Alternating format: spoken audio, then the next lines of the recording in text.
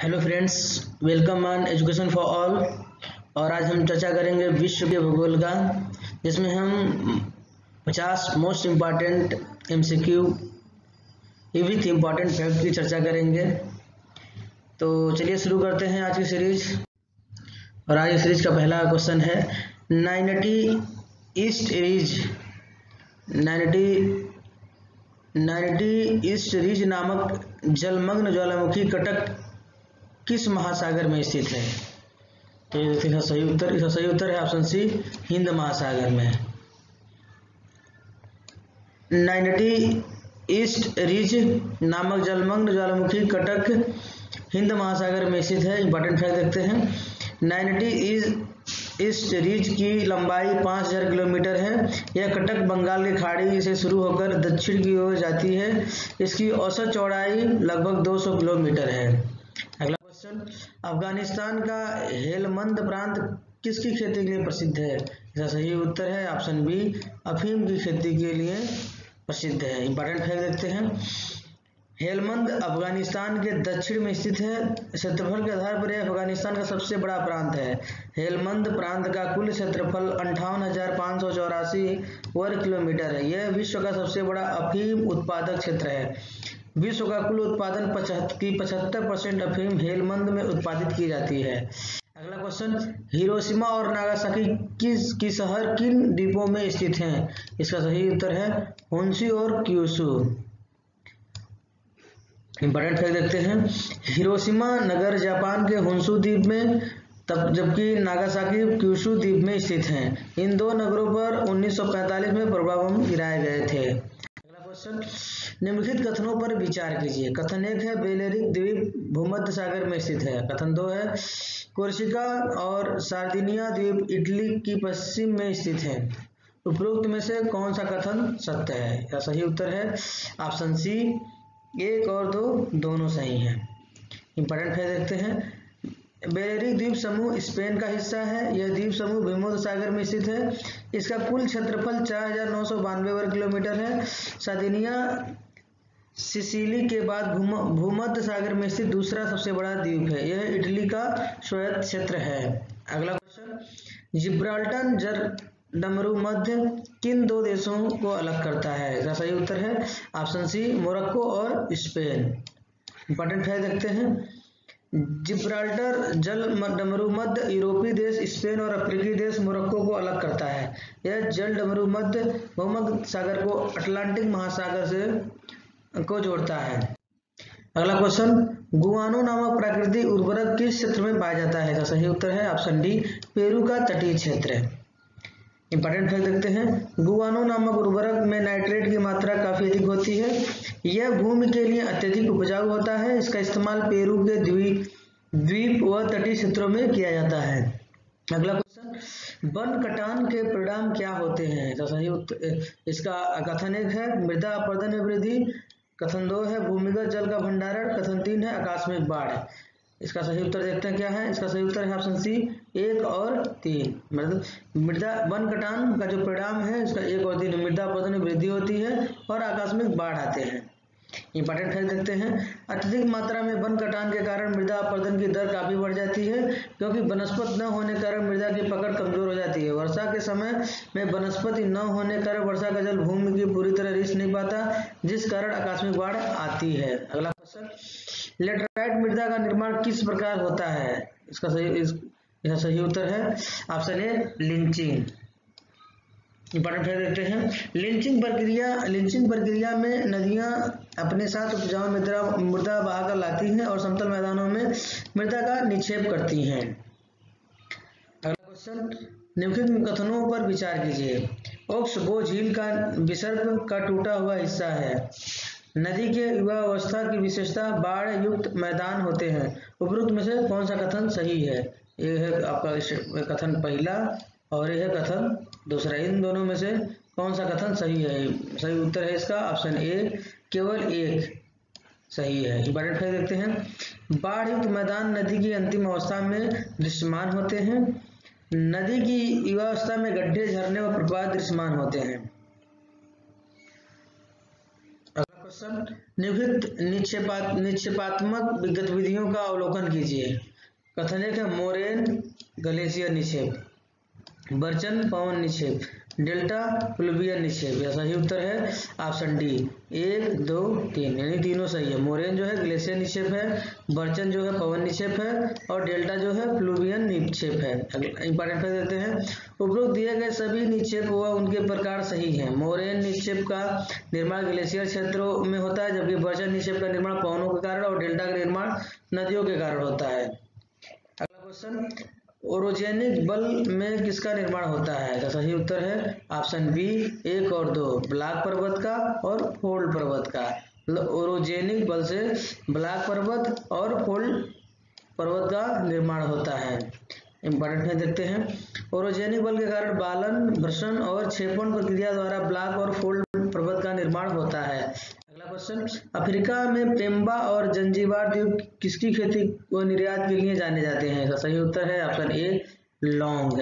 Important है देखते हैं, पेम्बा द्वीप हिंद महासागर में स्वाहिली तटीय क्षेत्र में स्थित है। जंजीबार तंजानिया का अर्ध स्वायत्त क्षेत्र है। यह लौंग के उत्पादन और निर्यात के लिए प्रसिद्ध है। अगला क्वेश्चन, समशीतोष्ण घास क्षेत्रों को क्या कहा जाता है? इसका कथन एक है मध्य एशिया में स्टेपी, उत्तर अमेरिका में प्रेरी और दक्षिण अफ्रीका में बेल्ट है। इसका सही उत्तर है ऑप्शन ए 1 और 2। इसका मतलब मध्य एशिया में स्टेपी और उत्तरी अमेरिका में प्रेरी कहा जाता है। इंपॉर्टेंट फैक्ट देखते हैं, दक्षिण अमेरिका में समशीतोष्ण घास के मैदान को पंपास कहा जाता है। तो दोस्तों यहाँ बेल्ट की जगह पंपास हो जाएगा। अगला क्वेश्चन, उत्तरी अमेरिका के कौन से मुख्य नदियां राकी पर्वत श्रेणी से निकलती हैं? इसका ये पहला है मिसिसिपी, दूसरा है मिसौरी, तीसरा है कोलोराडो, चौथा है रियो ग्रांडे और पांचवा कोलंबिया। उपरोक्त इसका सही उत्तर है ऑप्शन बी 2, 3, 5। 2 मिसौरी, कोलोराडो और कोलंबिया। यानी उत्तरी अमेरिका की राकी पर्वत से जो नदियां निकलती हैं उसमें है मिसौरी, कोलोराडो और कोलंबिया। इंपॉर्टेंट है देखते हैं, मिसौरी नदी उत्तरी अमेरिका की सबसे लंबी नदी है। यह पश्चिमी मोंटाना से निकलती है। कोलोराडो नदी की लंबाई 1450 किलोमीटर है। अमेरिका और मेक्सिको में प्रभावित होती है। कोलंबिया नदी कनाडा में ब्रिटिश कोलंबिया से निकलती है। यह नदी अमेरिका और कनाडा में बहती है। अगला क्वेश्चन, निम्नलिखित में से स्थानीय हवाओं और उनके क्षेत्र का सही मेल कीजिए। मिस्ट्रल है मध्य फ्रांस, एल्प्स व भूमध्य सागर। दूसरा है सिरोकू उत्तरी अफ्रीका व दक्षिणी यूरोप। तीसरा चिनूक राकी पर्वत श्रेणी। चौथा है हर्मेटन मध्य अफ्रीका। इसका सही उत्तर है ऑप्शन डी उपरोक्त सभी सही है। इंपॉर्टेंट है देखते हैं, स्थानीय हवाओं और उसके संबंधित स्थानों में दिए गए सभी विकल्प सही हैं। मिस्ट्रल शीत व शुष्क वायु फ्रांस व भूमध्य सागर के क्षेत्र में प्रभावित होती है। सिरोकू यह भूमध्य सागरीय हवा सहारा मरुस्थल से आती है और उत्तर अफ्रीका व दक्षिण यूरोप में बहती है। चिनूक यह उत्तर अमेरिका में बहती है, इसे फोहन भी कहा जाता है। हर्मेटन यह पश्चिमी अफ्रीका में बहने वाली शुष्क व धूल वायु है। यह सहारा के दक्षिण में से गिनी की खाड़ी तक बहती है। अगला क्वेश्चन, निम्नलिखित में से कौन से ज्वालामुखी सक्रिय हैं? इसका पहला स्टेटमेंट है माउंट किलिमंजारो, दूसरा है माउंट कोटोपैक्सी, तीसरा है मोना। इसका सही उत्तर है ऑप्शन सी 2 और 3, माउंट कोटोपैक्सी और मोना किया। इंपॉर्टेंट फैक्ट देखते हैं, माउंट किलिमंजारो ज्वालामुखी है, इसे पिछले 400 वर्षों में कोई उद्गार नहीं हुआ। माउंट कोटोपैक्सी प्रशांत महासागर में स्थित रिंग ऑफ फायर का हिस्सा है। यह एक सक्रिय ज्वालामुखी है। अंतिम बार इसमें 1940 में विस्फोट हुआ था। मौना किया ज्वालामुखी अमेरिका के हवाई द्वीप में स्थित है। यह अंतिम बार 24 मार्च 1984, 15 अप्रैल 1984 में सक्रिय था।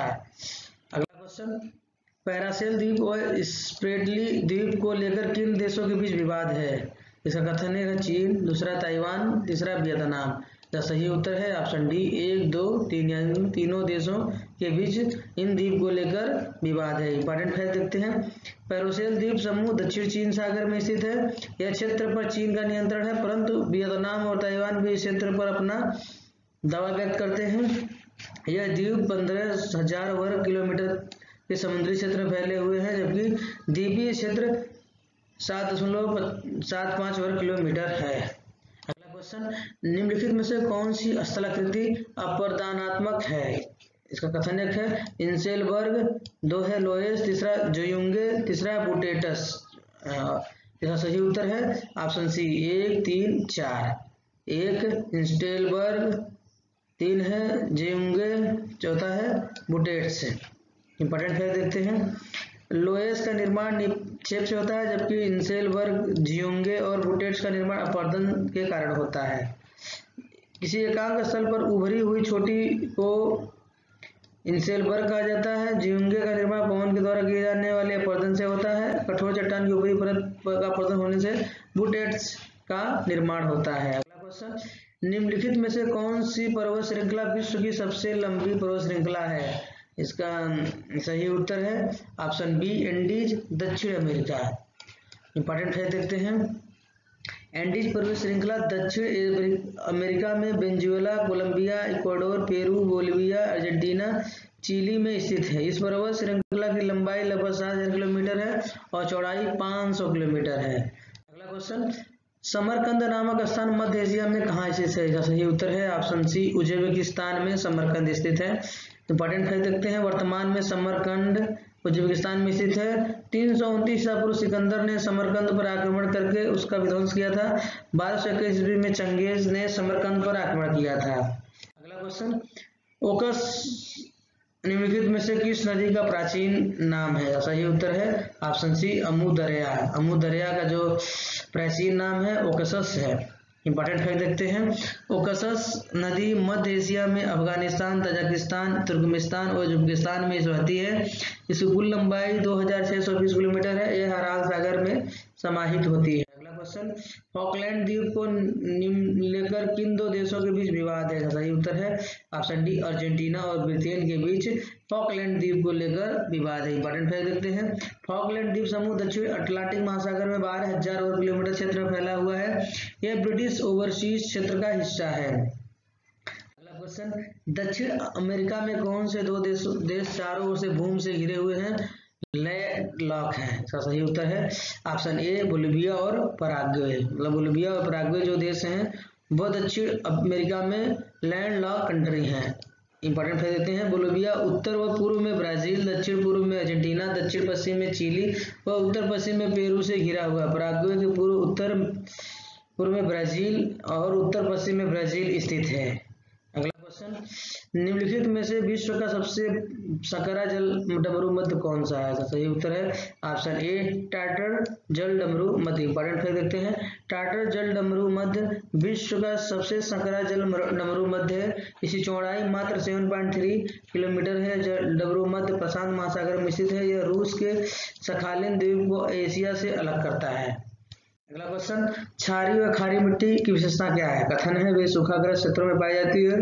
दूसरा है जिप्सम का कथन का उपयोग करके उन्हें पुनः उपजाऊ बनाया जा सकता है। तीसरा, बनावट में रेतीली लोम की तरह होती है। इसका सही उत्तर है ऑप्शन सी 2 और 3। जिप्सम का उपयोग करके इन्हें पुनः उपजाऊ बनाया जा सकता है। क्षारीय व खारी मिट्टी को बनावट से रेतीली लोम की तरह होती है। इंपॉर्टेंट फैक्ट देखते हैं। क्षारीय व खारी मिट्टी को जिप्सम के उपयोग से पुनः उपजाऊ बनाया जाता है और बनावट में यह रेतीली दोमट होती है। अगला क्वेश्चन, केप अगुलहास किन 2 महासागरों को अलग करता है? सही उत्तर है ऑप्शन सी अटलांटिक महासागर व हिंद महासागर। इंपॉर्टेंट फैक्ट देखते हैं।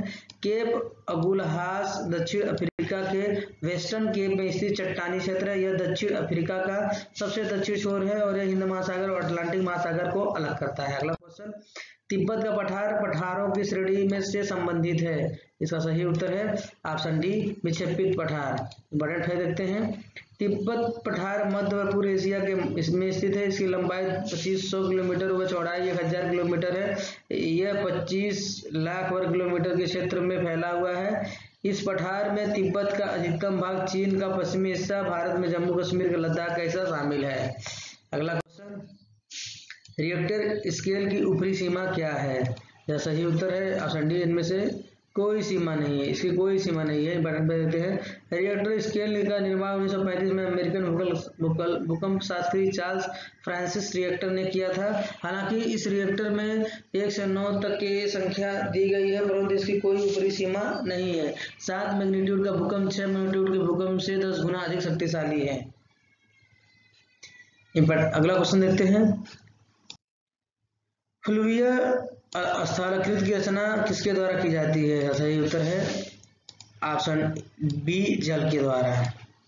इंपॉर्टेंट फैक्ट देखते हैं, फ्लूवियल स्थलाकृत की स्थापना बढ़ते हुए जल द्वारा की जाती है। स्थलाकृत निक्षेप व अपरदन द्वारा बनती है। अगला क्वेश्चन, पोहांग आयरन व स्टील कंपनी किस देश से संबंधित है? सही उत्तर है ऑप्शन ए, कोरिया, दक्षिण कोरिया से संबंधित है। इंपॉर्टेंट फैक्ट देते हैं, पोहांग आयरन व स्टील कंपनी को अब पोस्को कहा जाता है। यह दक्षिण कोरिया की कंपनी है। इस कंपनी का स्थापना 1968 में पार्क ताएजून में ने की थी।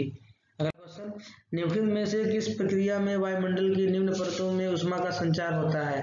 यह सही उत्तर है बी ऑप्शन पृथ्वी विकिरण।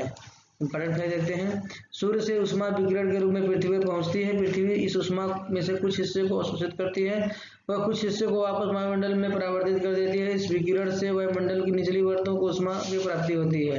अगला क्वेश्चन, महासागर अथवा झील की सबसे निम्न स्तर को क्या कहा जाता है?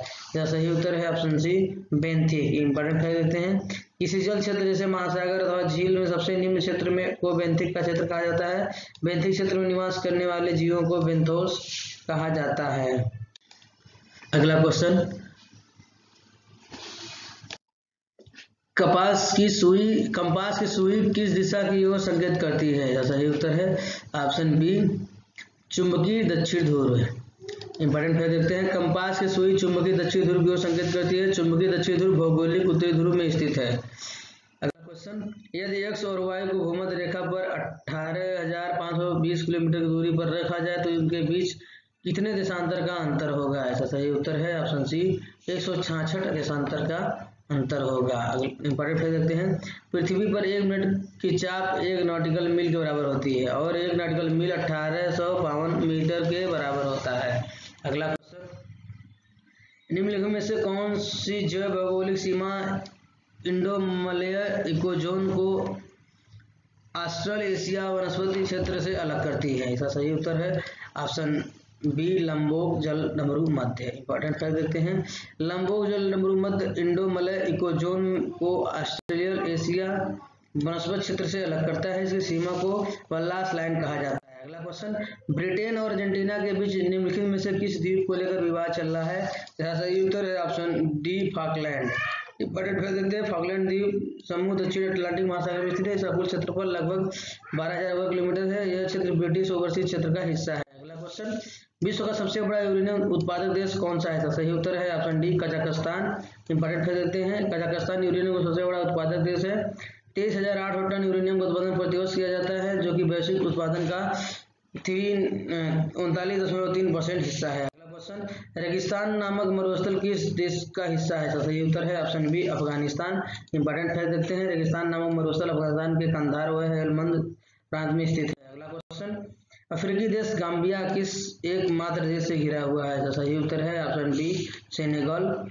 इंपॉर्टेंट फैक्ट देखते हैं, घाना उत्तर, पूर्व व दक्षिण में सेनेगल से घिरा हुआ है।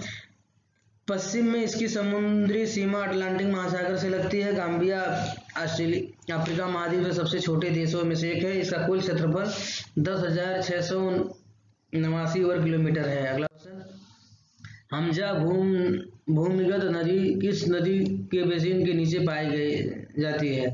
यह सही उत्तर है ऑप्शन बी, अमेजन नदी। हमजा भूमिगत नदी अमेजन नदी के बेसिन के नीचे पाई जाती है। सही उत्तर। इसका इंपॉर्टेंट देते हैं, हमजा भूमिगत नदी की खोज 2011 में हुई थी। यह 4,000 मीटर तक की गहराई में प्रवाहित होती है। इसकी अनुमानित लंबाई लगभग 6,000 किलोमीटर है। अगला क्वेश्चन, मैकमर्डो घाटी कहाँ पर स्थित है? सही उत्तर है option D, Antarctica. Important fact देखते हैं, मैकमर्डो घाटियां अंटार्कटिका में स्थित हैं। इस क्षेत्र में आर्द्रता अत्यंत कम है। इस क्षेत्र में बीडा झील और ओविगस नदी भी स्थित है। अगला क्वेश्चन, पृथ्वी के मैग्नेटोस्फीयर कहाँ पर स्थित है? इसका सही उत्तर है ऑप्शन सी, आयन मंडल के ऊपर। आयन मंडल के ऊपर पृथ्वी के मैग्नेटोस्फीयर स्थित है। इंपॉर्टेंट फैक्ट देखते हैं, मैग्नेटोस्फीयर सतह से 90,000 किलोमीटर दूर वायुमंडल में स्थित है। यह सौर कोनों द्वारा प्रवाहित होता रहता है। अगला क्वेश्चन, पनिकुलगारा निम्नलिखित में से किसकी प्रजाति है? सही उत्तर है ऑप्शन बी, इलायची की प्रजाति है पनिकुलगारा। इंपॉर्टेंट फैक्ट देखते हैं, वेंडर पनिकुलगारा वन व पलाकुची इत्यादि इलायची की प्रमुख प्रजातियां हैं। अगला क्वेश्चन, निम्नलिखित विकल्पों का अवलोकन कीजिए। एक कथन है पाइराइट्स, दूसरा है जिप्सम, तीसरा है जैविक खाद।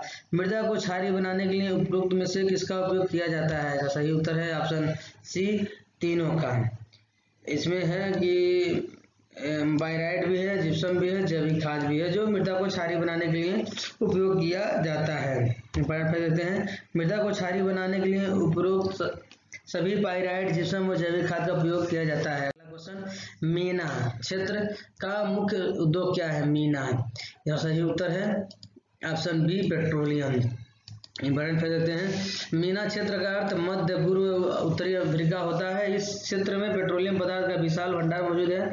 इस क्षेत्र को 38.1 करोड़ लोग निवास करते हैं, जो कि वैश्विक जनसंख्या 6% है। अगला क्वेश्चन, विश्व का सबसे शुष्क स्थान कौन सा है? सही उत्तर है ऑप्शन बी, अटाकामा।